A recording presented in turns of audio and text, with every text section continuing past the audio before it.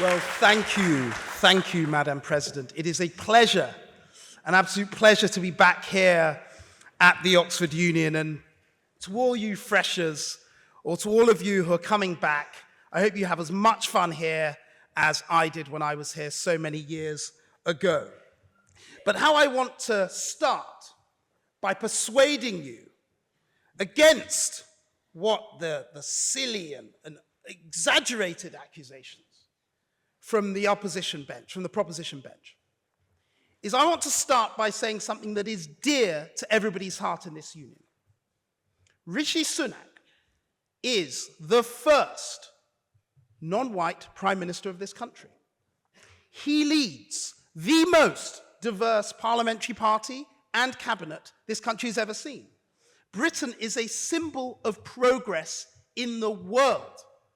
And even if you may have issues with certain things that the government did, there is no government that is perfect, of course, I would start this debate, and I'm so surprised it has not yet come up in this chamber in particular. It has so not yet come up. The relevance globally of having this Conservative Party, which, might I add, had the first female prime minister, the first Jewish prime minister, now the first ethnic minority prime minister, should not be ignored. And for that alone, Rishi Sunak deserves a huge amount of credit, and this country is a beacon of progress in the world. But I'd like to, of course. What is the use of an ethnic minority prime minister when basically they can't just get it right on refugee policies? It's absolutely useless of having that. Thank you.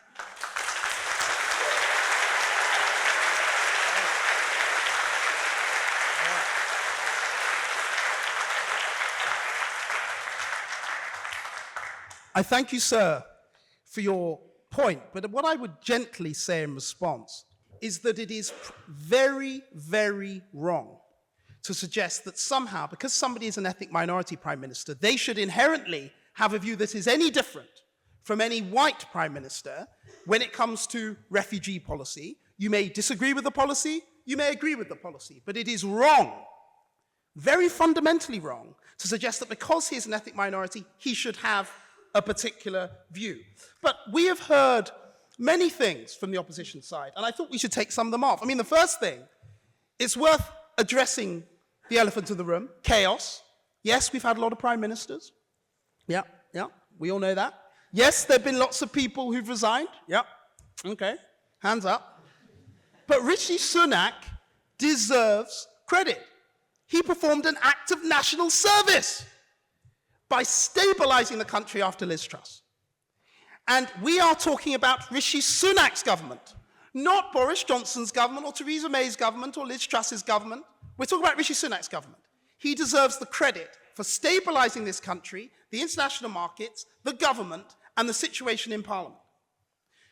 The first speaker in proposition, in her first, I think it was your first paper speech, she made the point about fiscal responsibility and debt, if I recall. There was this thing called the pandemic, right? We all remember. It cost the government £400 billion. £400 billion to save people, no, hold on, to save people's jobs, to provide money for businesses so they could survive, to buy billions of pounds worth of extra support for the NHS.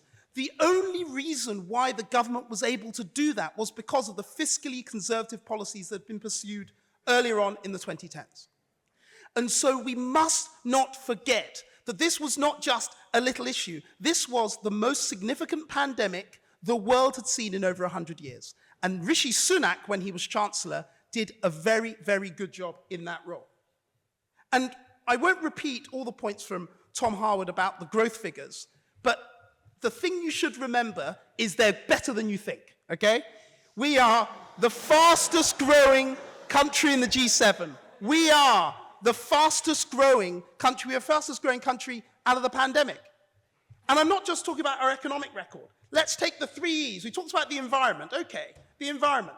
This country, since 1990, I know it's, for you guys, 1990 is a million years ago, okay?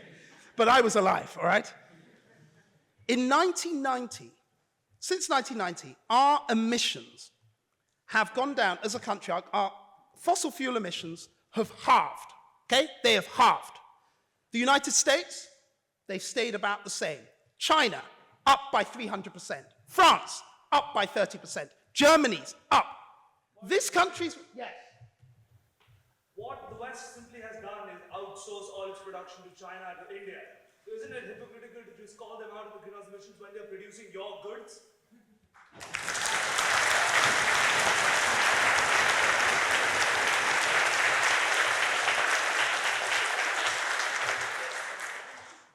Watch that man, he will do well here. Watch him very carefully.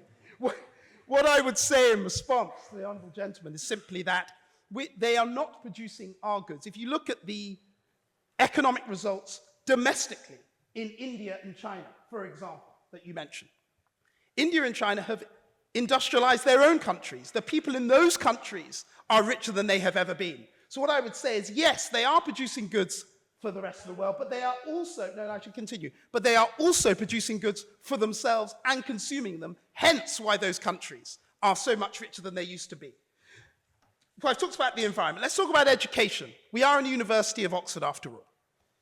On education, you look at the international PISA rankings. Now, these rankings rank how well performing 15-year-olds are at certain core skills. Reading. When we came to office in 2010, we were down, I looked this up, we were down at 25th in the world. 25th.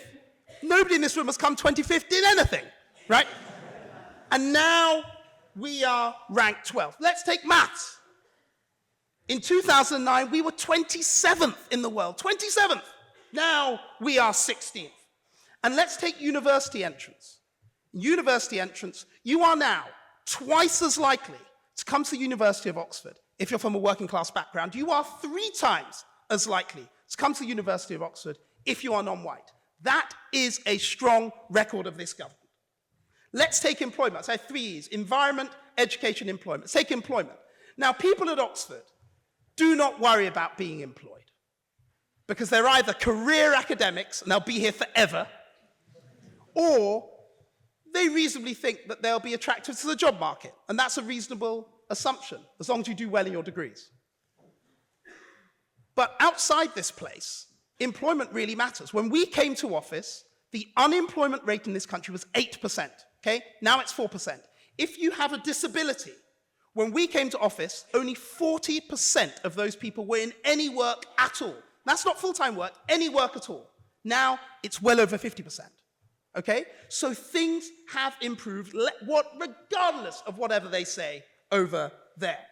Now, it has already been pointed out in this debate that you can't just say, okay, you have no confidence in His Majesty's government and you have to replace it with nothing. You have to replace that with something. And it is worth, just briefly to conclude, a summary of what you would be losing, or what you would be gaining if you got rid of His Majesty's government headed by Rishi Sunak. I'll tell you a secret.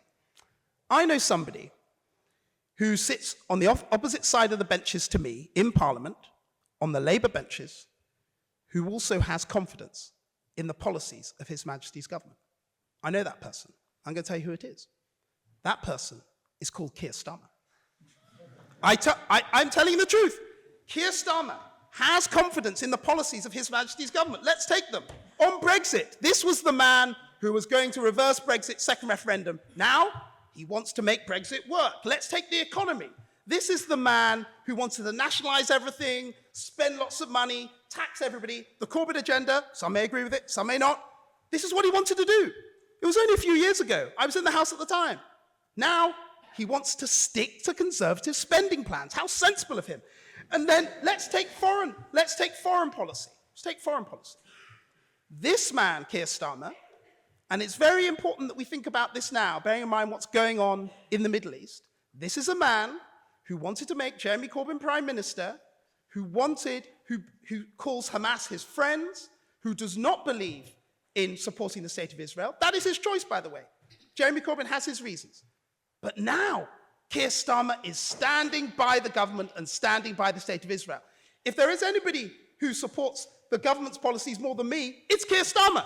But look, let's think about the Liberal Democrats, because, I mean, I'm in awe of Sir Vince Cable, and I have been for a very long time. But he did miss a teeny little thing about the Liberal Democrat record. You'd be putting in place, if you do not keep Rishi Sunak's government, you may be potentially putting in place a party who won the votes of people sitting in the spaces just here many years ago. I was there, I left here 2007, it wasn't that long ago. He won their votes by saying he was going to get rid of tuition fees, right? That's how he did it. And look what happened. In my constituency, and many across the country, when you want to put solar farms or wind power, you know who often stops it? Liberal Democrats, right? So do not trust these people. Don't trust them. Sir Vince is very nice, but don't trust the rest of them. Because Keir Starmer, the Liberal Democrats, the Labour Party, the anti-growth, they do not understand the beacon of hope that Rishi Sunak is across the world for the fact that he is the first ethnic minority prime minister. They do not understand the positive economic growth record and economic leadership of this government. They do not understand the environmental record of this country, which, yes, is lauded across the world. For all of those reasons, I urge you to have confidence in His Majesty's government. Thank you, Madam President.